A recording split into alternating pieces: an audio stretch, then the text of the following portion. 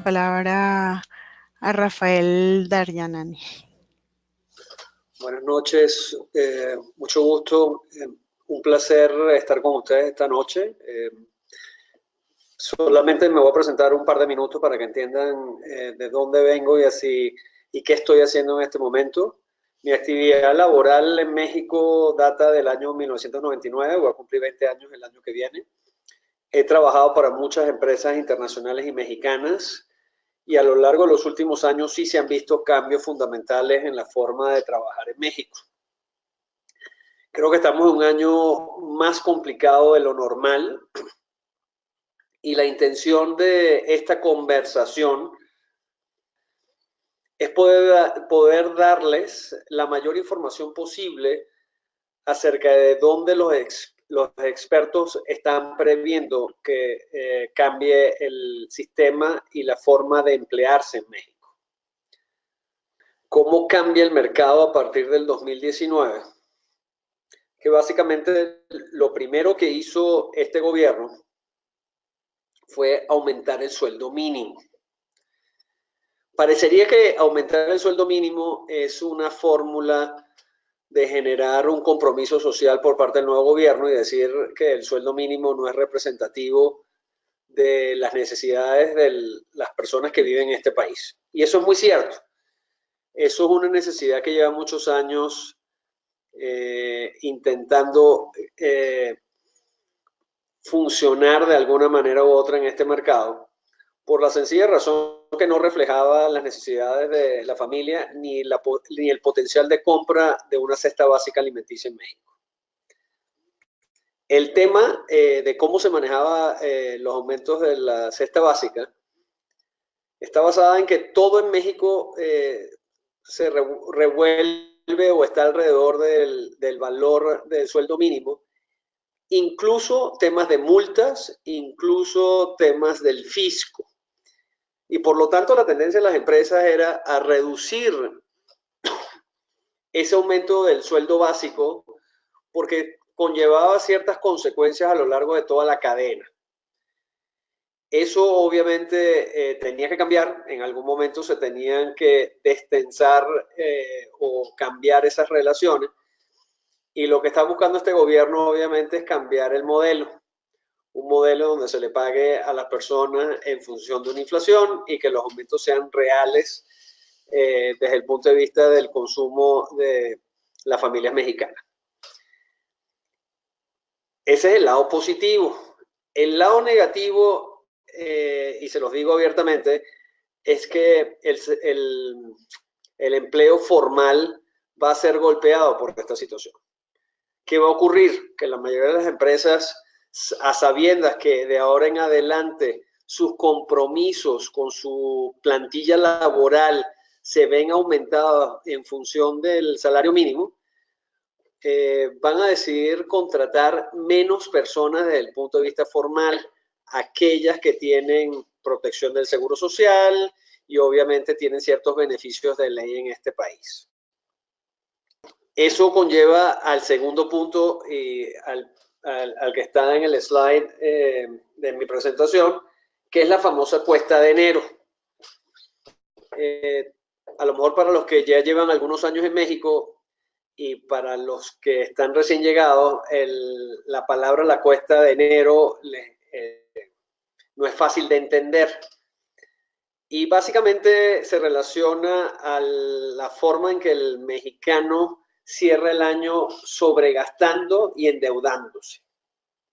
Por lo tanto, en el primer mes del año, la mayoría de las personas, y por ende generalmente se nota a nivel de las empresas también, porque hay gastos adicionales que típicamente no se limitan, las empresas les cuesta comenzar a contratar en una primera quincena o un primer mes de enero. Eso, para los que no lo conocen, les evitaría muchas frustraciones porque se podrían ahorrar en gran medida tocar puertas y no recibir la negativa que es el 80% de los casos. Mi sugerencia es que si van a buscar trabajo formal, y eso es una de las ideas de este coloquio, de esta conversación, es darle consejos prácticos de cómo realizar su búsqueda de trabajo.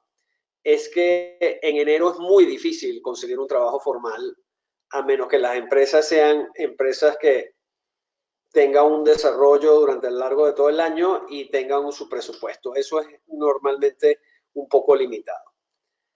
¿Qué va a ocurrir también a partir de enero del 2019? Este país entra en un proceso de incertidumbre, hay un gobierno un poco populista, ya vimos lo del salario mínimo.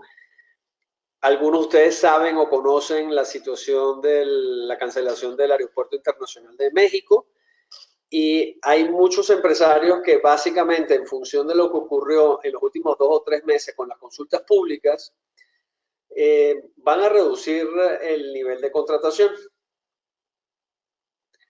Eso conlleva también entender lo mucho que está variando el presupuesto del próximo año del gobierno. Aunque cada día es menor el número de empleos por parte del gobierno, los niveles presupuestales, que no solamente son ejercidos por el gobierno, sino por sus principales contratistas, la industria privada, están cambiando y están siendo cambios muy fluidos.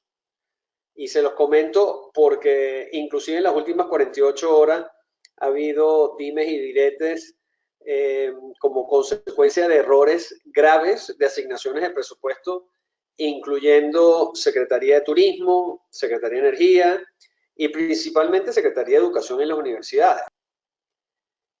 Eso conlleva como consecuencia a la primera conclusión desde mi punto de vista, que la actividad formal va a estar castigada versus la informal.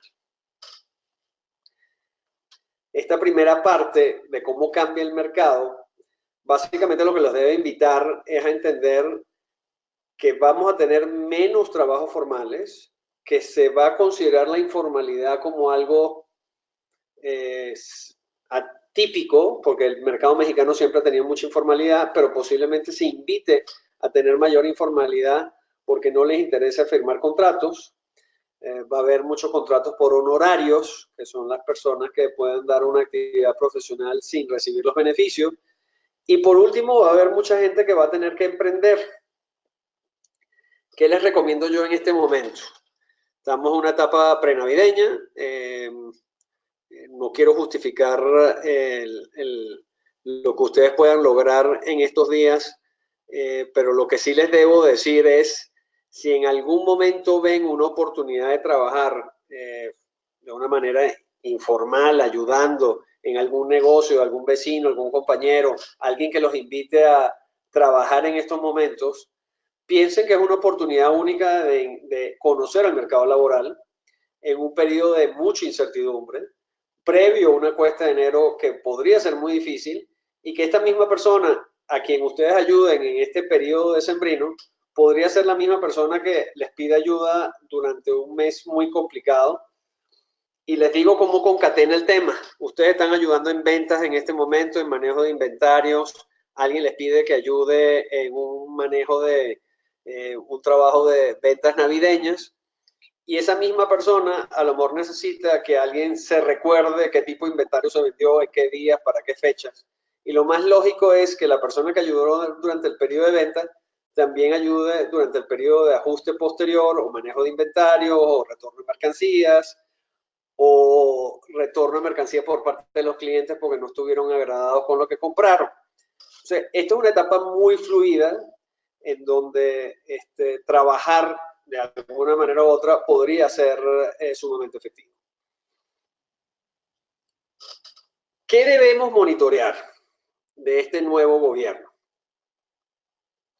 Este gobierno viene con muchas nuevas iniciativas y la mayoría de lo que podría llamarse la IP en México, la industria privada, está ante la expectativa de lo que podría ocurrir con este nuevo gobierno. Vamos a estar claros, todos estamos en ese proceso. Llámese el sector que sea. Yo estoy en el sector energético. Obviamente estamos esperando que los nuevos directores de las empresas fundamentales como son CFE y Pemex decidan hacia dónde va a ir su presupuesto y qué es lo que esperan que hagan. Pero en todas las demás actividades que no son energéticas, el tema va igual. Les pongo un ejemplo, el famoso Tren Maya. ¿Qué se puede hacer con el Tren Maya? Esa es una nueva iniciativa del gobierno. Una nueva iniciativa del gobierno que a lo mejor no se entiende muy bien. Es el tema del IVA y el tema de la mejora salarial en el mercado fronterizo. Eso es una oportunidad única y siempre será una oportunidad importante para personas recién llegadas al país, porque no todos los mexicanos se quieren ir a la frontera. Obviamente la frontera tiene sus peligros, como es el caso de la seguridad física.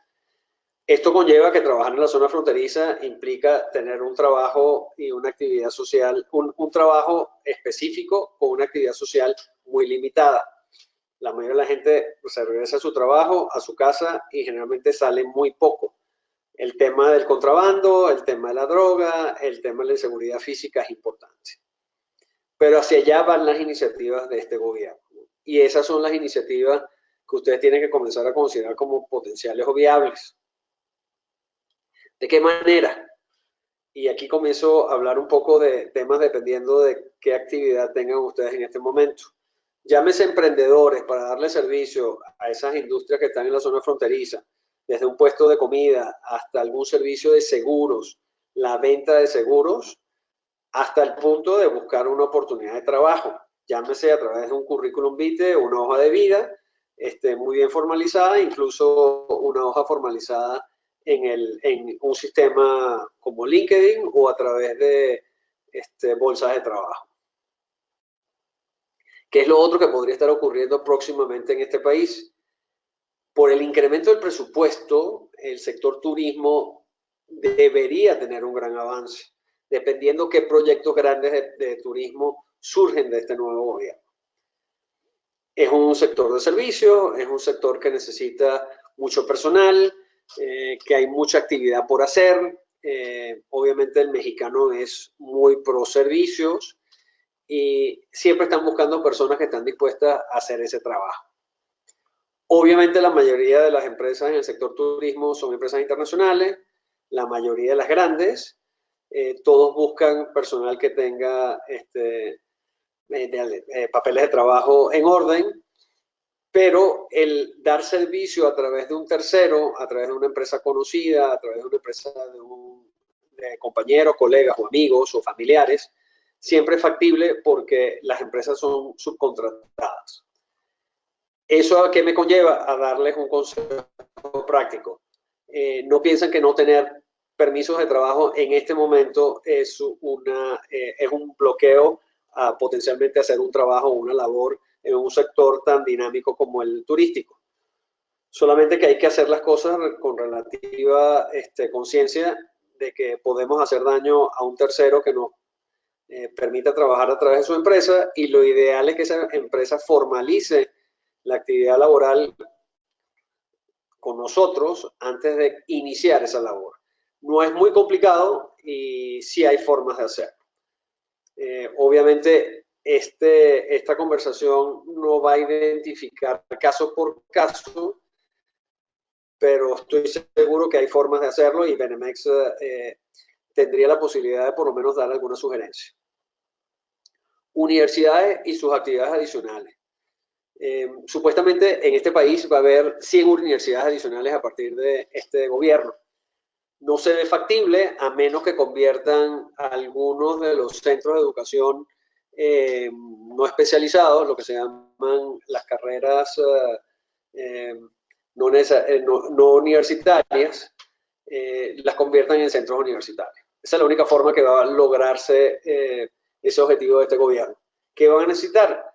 Personal, obviamente, con capacidades pedagógicas importantes que puedan suplir la falta de personal educativo que no existe en este país. De hecho, estamos en una reforma educativa que se está cancelando la anterior e iniciando una nueva, porque sencillamente en este momento no permitir que los pedagogos existentes den clases porque no pasen un examen se convierte en una limitante y un cuello de botella para este nuevo gran objetivo de generar 100 nuevas universidades para que todos tengan acceso a todos los que quieran estudiar una carrera universitaria, una carrera superior, lo puedan hacer.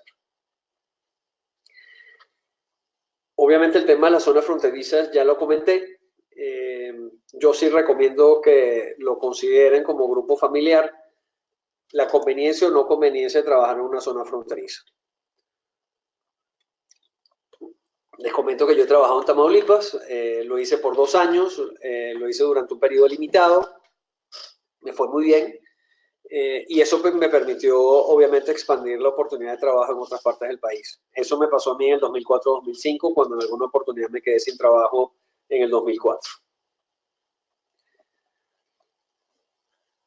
Este es el otro tema que obviamente prela o se hace importante en cualquier grupo familiar que esté recién llegado a México. El venezolano es muy bien visto desde el punto de vista de su capacidad de ejecución, su capacidad de toma de decisiones, pero no necesariamente todo lo que hemos llegado en este momento tenemos la misma condición de migrante. No todos hemos entrado en forma familiar, algunos hemos entrado en forma individual, algunos a través de la Comar, algunos llegamos con trabajo ya en la mesa, nos ofrecieron un trabajo a una multinacional o nos trajo un amigo, un compañero, una familia que conocía o que tuvimos un negocio juntos en Venezuela y sabe que somos personas respetables, conocemos el negocio y sabemos hacer las cosas bien. Ese tipo de análisis de en dónde estamos, cómo llegamos, es lo que nos permite entender como organización familiar si somos un grupo de 3, 4, 5 personas, ¿quiénes tienen mayor ventaja en una situación como México actualmente de conseguir el primer trabajo? No necesariamente la persona mejor capacitada va a ser la persona que va a tener la primera oportunidad. Porque lo otro que está ocurriendo en México, aparte del cambio de gobierno, es que cada día tenemos menos jóvenes. Este es un país que se está poniendo viejo.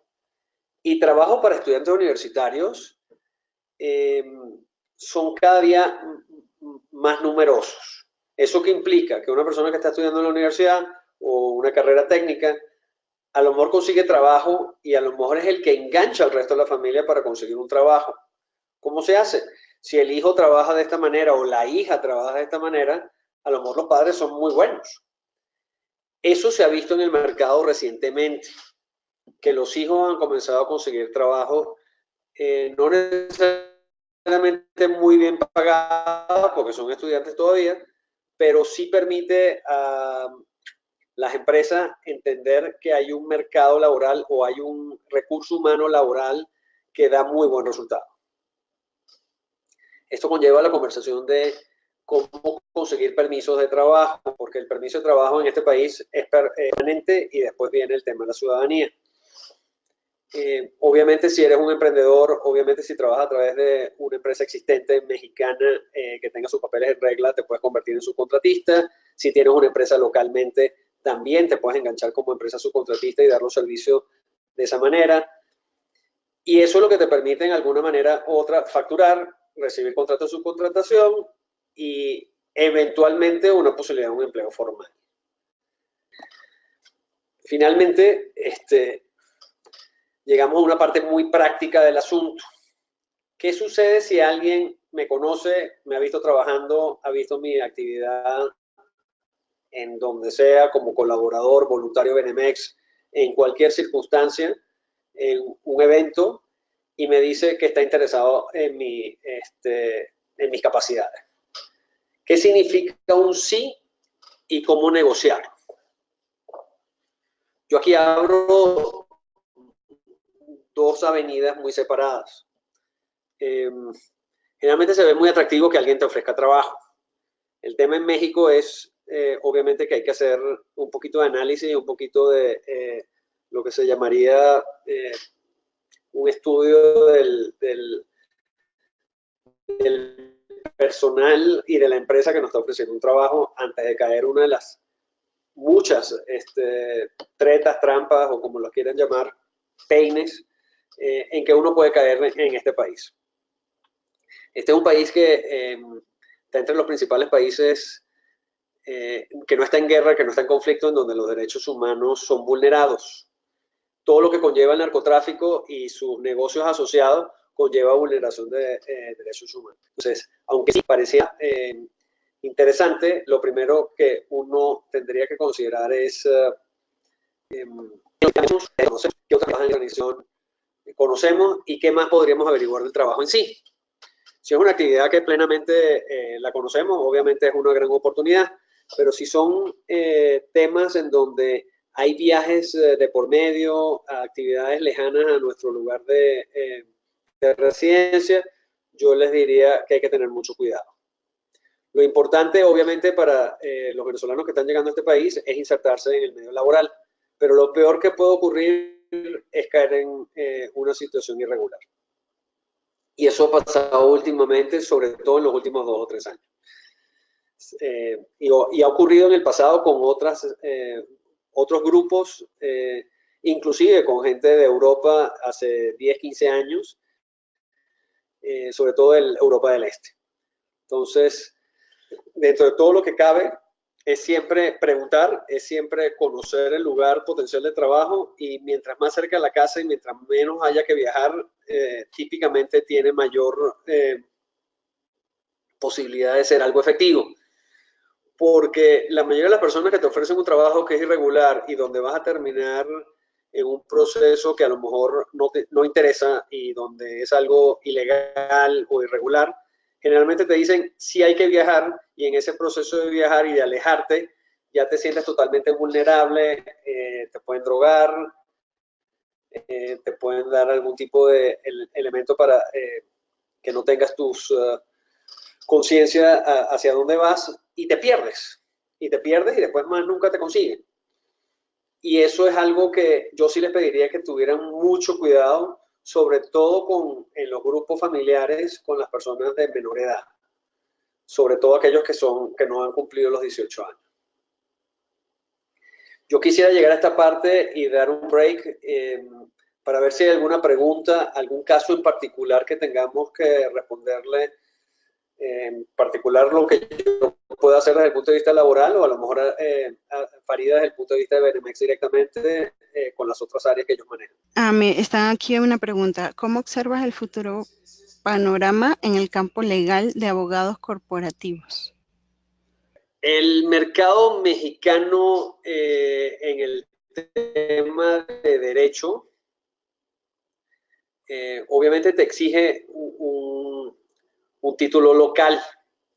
Una de las dificultades que tenemos los venezolanos cuando llegamos a este país, si tenemos un título venezolano, no tenemos una reválida local, que no son fáciles, y lo he oído de abogados venezolanos, es que el trabajo que comienzan a hacer los abogados venezolanos en México, que no tienen una maestría mexicana o no tienen la reválida, se convierten en lo que en Estados Unidos se conoce como los paralegals o los ayudantes de abogados. Tienes administrativa, no puedes entrar ni siquiera como asociado o como socio a un bufete, sea un bufete pequeño o sea un bufete de los más conocidos. Eso con respecto a la calificación y la capacidad que podría tener un abogado venezolano. Si eres un abogado venezolano que ha trabajado en el extranjero, que has pasado tus exámenes de la barra en algún otro país, obviamente tienes muchas ventajas. Y generalmente en México el tener un bar exam o un examen de la barra de un país o algún estado de los Estados Unidos es muy útil. Con respecto al mercado corporativo, lo más seguro es que vaya a haber muchísimo más trabajo desde el punto de vista corporativo. Porque ¿qué es lo que va a suceder? Muy posiblemente en el mercado mexicano vengan a establecerse muchas empresas mucho más pequeñas buscando oportunidades. Porque el gobierno básicamente está siendo muy inteligente en la forma en que está generando el presupuesto y en la forma en que en algún momento ocurrió con todos los gobiernos populistas que conocemos en la zona latinoamericana. Puede ser Venezuela, Ecuador, Bolivia, Argentina. El primer movimiento es invitar a empresas a venir a México o a venir o llegar a países latinoamericanos.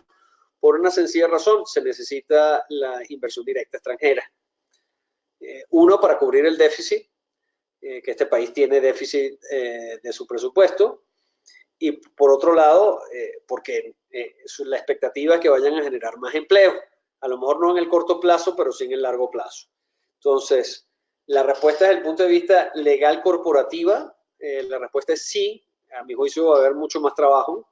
Yo creo que se van a acercar mucho más empresas a entender este cambio fundamental, porque típicamente el PRI y el PAN trabajaban con empresas muy específicas, tenían un entorno cerrado y posiblemente este sea un cambio de paradigma en donde vayan a entrar empresas diferentes al país. Espero que la respuesta haya sido útil. Muchas gracias.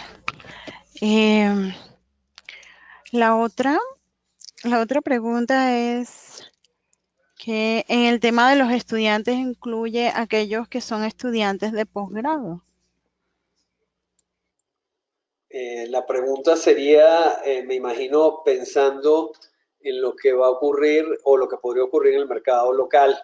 Obviamente el estudiante que está haciendo una maestría en México tiene una gran ventaja, ¿no? Que es que ya tiene un grado previo, puede ser un grado venezolano, un grado latinoamericano o de los Estados Unidos o de cualquier otro país, y está haciendo un posgrado localmente.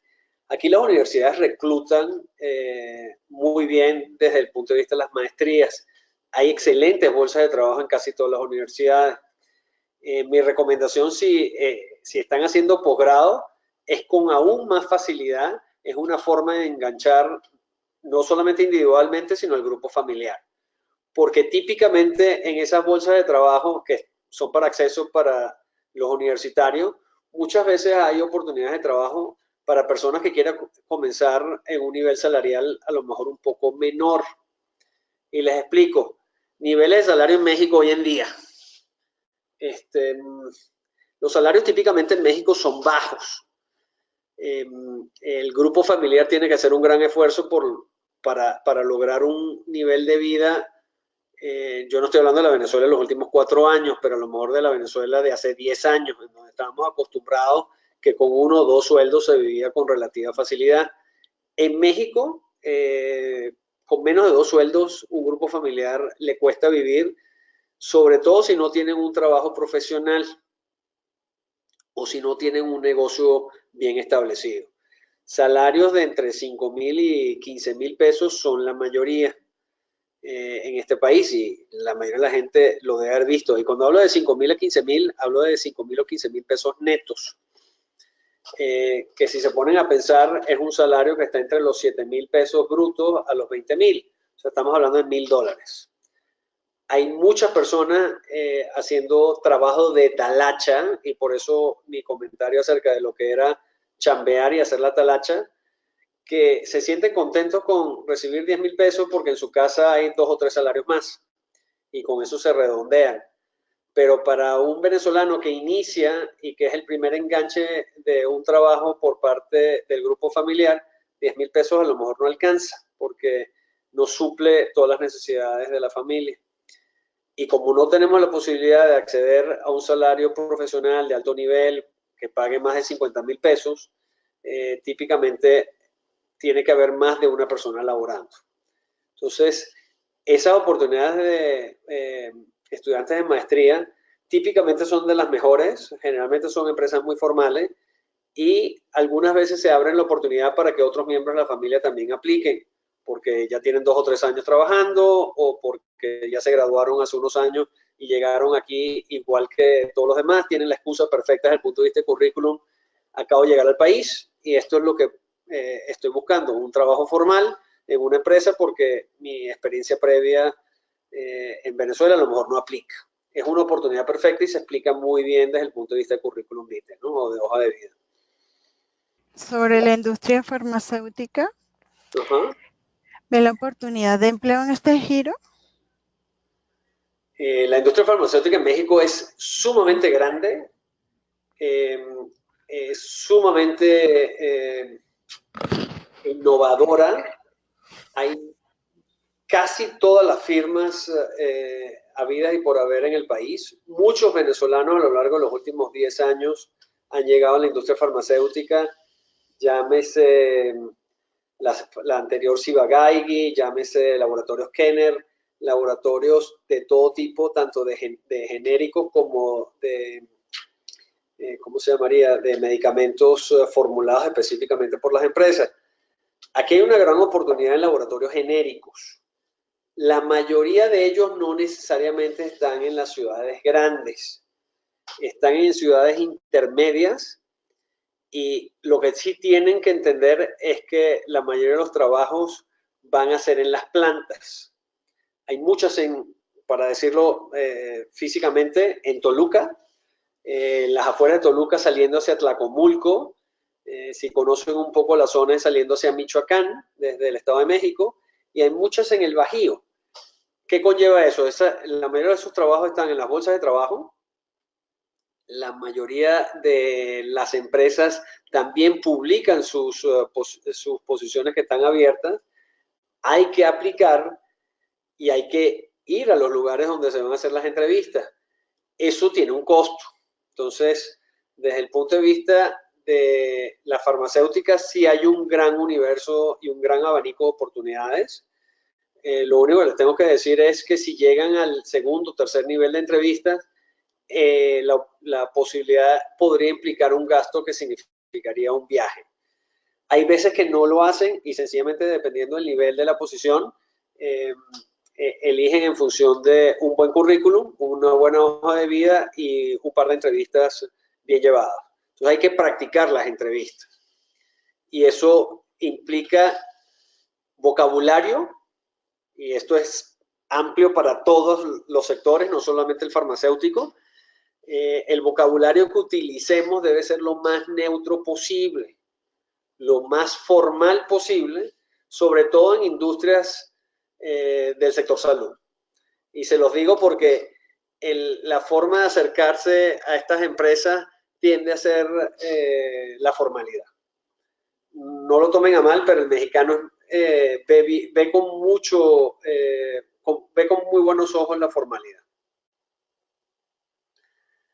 ¿Qué otra pregunta tienes, Farid? La siguiente pregunta es,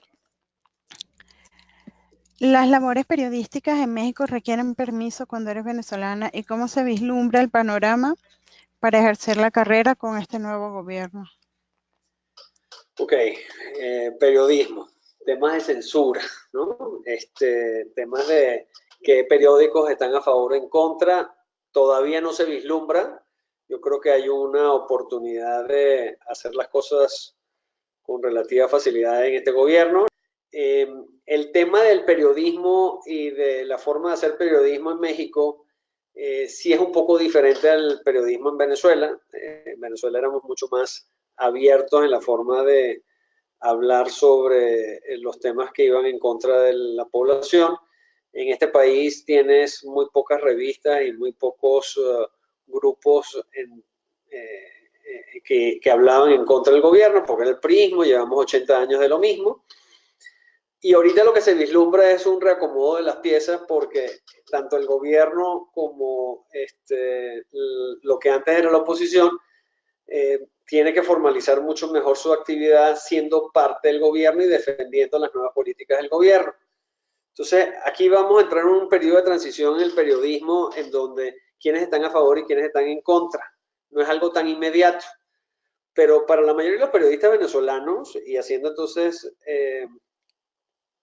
la respuesta lo más sucinta y lo más específica posible, el análisis de la noticia en México conlleva a conocer las particularidades de este país y culturalmente este país, porque creo que uno debería comenzar es entendiendo el país antes de poder hacer un periodismo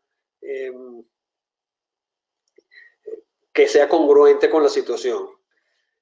Conocer este país, conocer la historia, saber de dónde vienen ciertos conceptos, ciertas formas culturales, de dónde viene, por ejemplo, el malinchismo en este país, qué tan importante fue el periodo del porfiriato, qué sucedió en el año 1938 con el general Lazo Cárdenas, qué tanto fue la revolución realista o fue una revolución generada por el extranjero que después se convirtió en un proceso de generación del país, porque les convenía tener un país débil, qué ha ocurrido durante los últimos 80 años. O sea, hacer periodismo en México es sinónimo de entender este país. Entonces, no todos los que llegan a este país lo van a conocer de inmediato.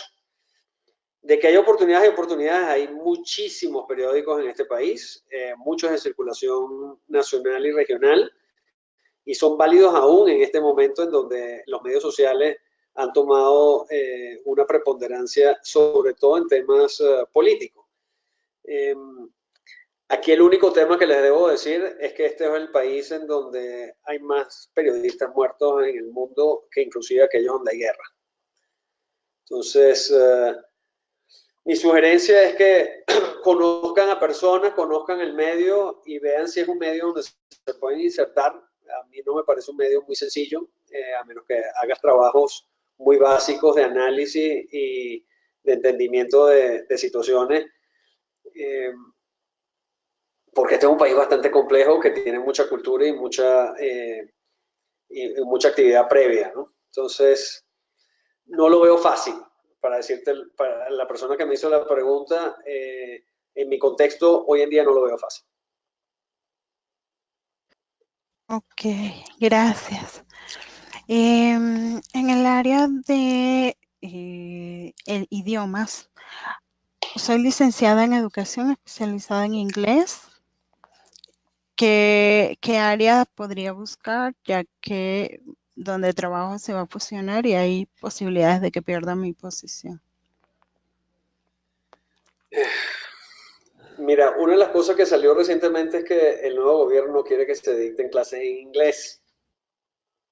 Un tema totalmente aleatorio, que agrada a lo mejor a la grada, pero no agrada al profesional ni a la industria privada, porque la industria privada lo que está haciendo es buscando que la gente logre insertarse en un mercado como fue el NAFTA y hoy en día es el TMEX, ¿no? Que es el Tratado de Libre Comercio con Norteamérica y Canadá, y mientras más personas hablen inglés, obviamente hay un interés por que cubran esas plazas importantes industrialmente para las actividades con los otros centros de excelencia en otras partes del mundo y sobre todo si es Canadá y Estados Unidos.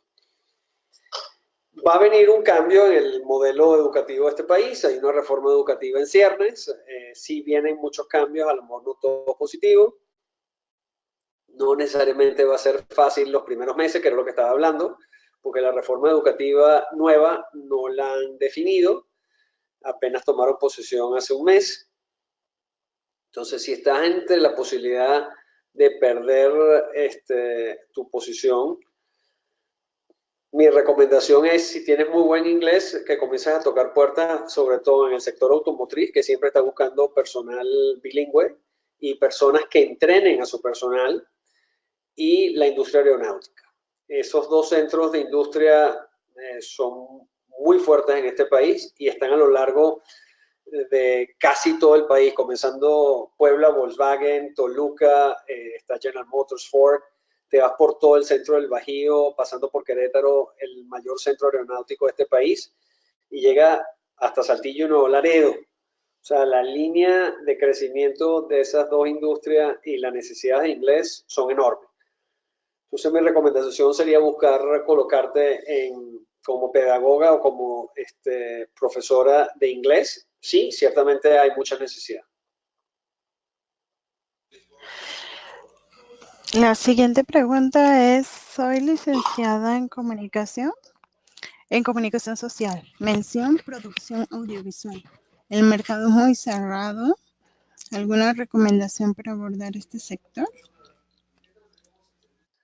La carrera de comunicación social no es una carrera que tenga la importancia como la que tenía comunicación social en Venezuela. Eso es el primer tema de facto en este país. Se los comento porque yo llevo, o hasta el año pasado, había entrevistado hasta casi 5.000 personas en los últimos 4 años por el cambio fundamental que hubo en las reformas de este país por el gobierno de Enrique Peña Nieto. Enrique Peña Nieto llegó con un tema de reformas estructurales de este país. Hubo una oportunidad de negocios en la colocación de personal. Esa es mi trayectoria reciente en México en temas de colocación de personal. Y yo entrevisté fácilmente 5.000 personas.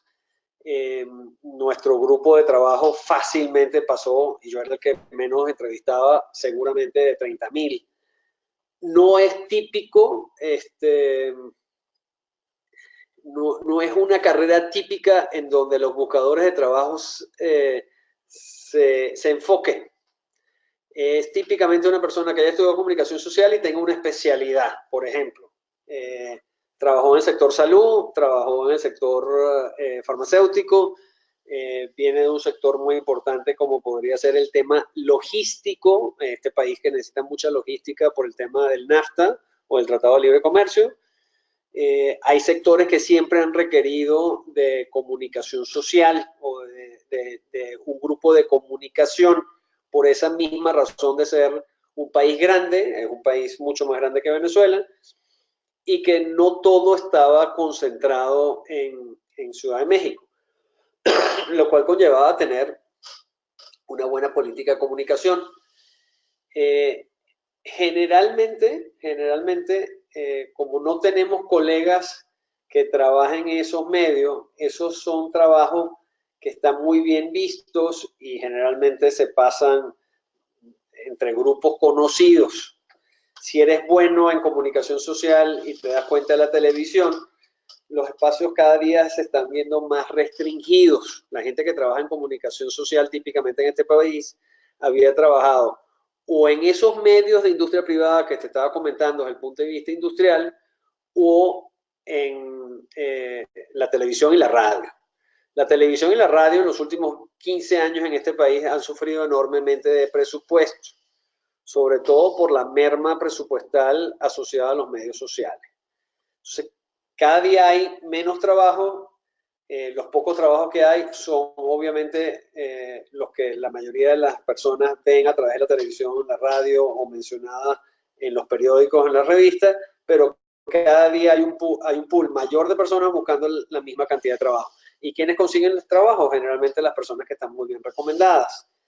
Ahí es donde se nos hace difícil como personas que hemos llegado al extranjero. Por eso es que hay que comenzar a entender, y eso es un tema de flexibilidad, y es un tema que yo hablo siempre cuando puedo de estos temas, si tengo unos minutos, es comenzar a entender que no necesariamente todas las carreras y lo que estudiamos en nuestro país, como el caso de Derecho, van a ser aplicables en este país. Y tenemos que comenzar a pensar en cómo reinventarnos. Y el reinventarnos significa cuáles son las opciones o cuáles son las otras actividades para las cuales soy muy bueno, en donde a lo mejor mi carrera profesional anterior me desarrolló, pero yo nunca lo había visto como mi carrera principal. Y aquí les comento típicamente lo que se ve en un currículum vitae en México, para que tengan la idea inicial de por qué lo hablo de esa manera. El currículum vitae en México es algo relativamente importante porque hoy en día la mayoría de los currículum vitae los revisa una máquina, no los revisa una persona. Generalmente el currículum vitae revisa nombre, apellido, fecha de nacimiento o edad, dirección. Puede ser delegación Álvaro Obregón, Ciudad de México, eso es buenísimo, o sea, no hay que colocar todos los detalles. Un número de teléfono local. Eso básicamente te conlleva que el sistema entienda dónde estás localizado, que tienes un teléfono local, que vives aquí o que vives en una zona en México y que posiblemente podría ser de interés. Lo siguiente que revisa ese tipo de máquina o ese tipo de software es tu título principal. Llámese asistente, llámese administrador, especialista en petróleo de 20 años de experiencia. Ese primer título que lleva el currículum vitae es sumamente importante. Y lo que normalmente viene después, que muy poca gente en Venezuela lo consideraba útil, en México es esencial, es colocar las 3 principales actividades que uno ha realizado o quiere realizar o se ha convertido en un especialista a lo largo de los años. Y ahí es donde nosotros deberíamos madurar, que estamos llegando a un país sin contactos, y en el caso de comunicación social, en un medio que se está restringiendo y cada día es más difícil entrar, pensar qué otras actividades podríamos nosotros realizar porque lo hemos realizado en el pasado. Y en ese sentido creo que hay que hacer una introspección y la mayoría de nosotros deberíamos pensar en no solamente tener un currículum vitae, sino tener 2 o 3 después de haber hecho esa introspección y saber qué otras actividades también podríamos hacer. Porque les comento, soy contador, ¿no? Y estudié contaduría, me gustaría conseguir un trabajo en contaduría, pero lo que realmente me he especializado es en la administración de procesos difíciles en el sector de tecnología de la información.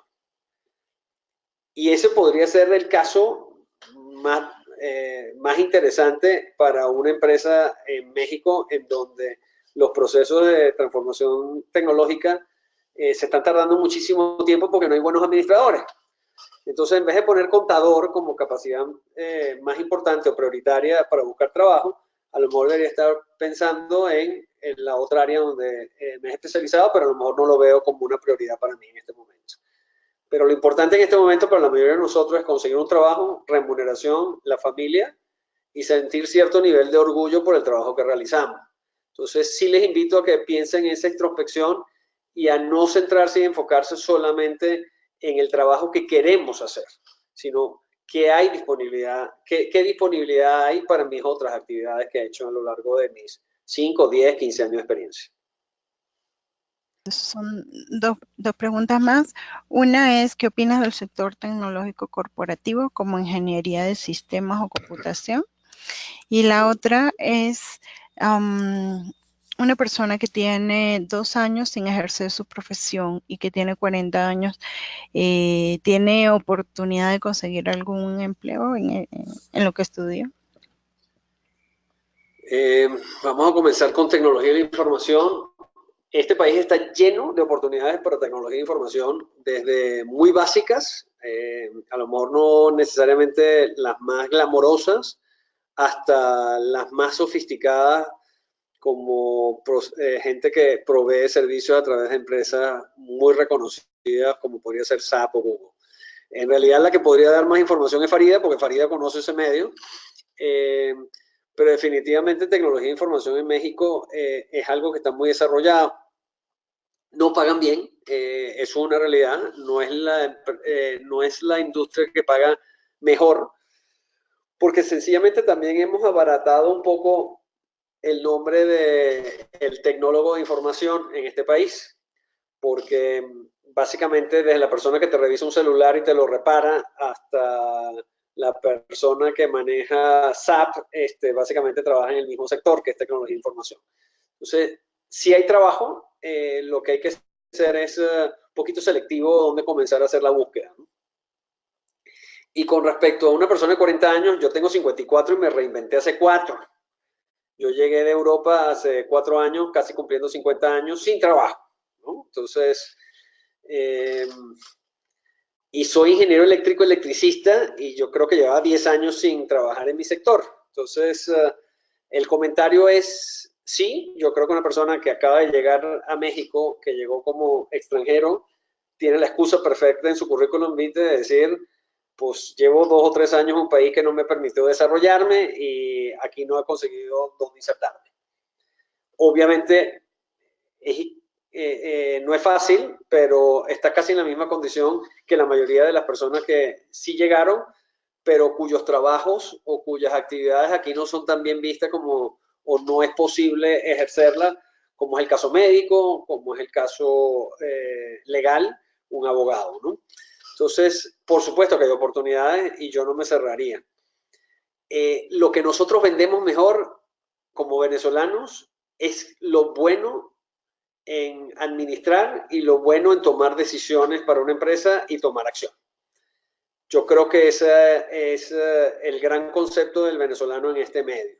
Muchísimas gracias, Rafael.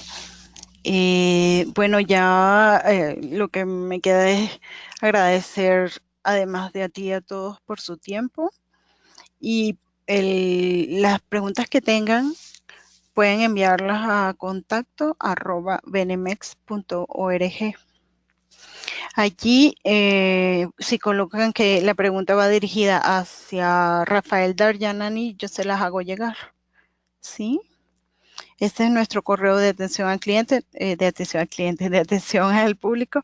Y además de lo que le puedan preguntar a Rafael, también nuestro ayudas de asesoría en el tema de refugios, si necesitan alguna orientación, también la pueden hacer por allí, por contacto@benemex.org. ¿Vale? Que tengan todos muy buenas noches. Adiós, Rafael, muchas gracias. A ti, hasta luego y gracias por la oportunidad.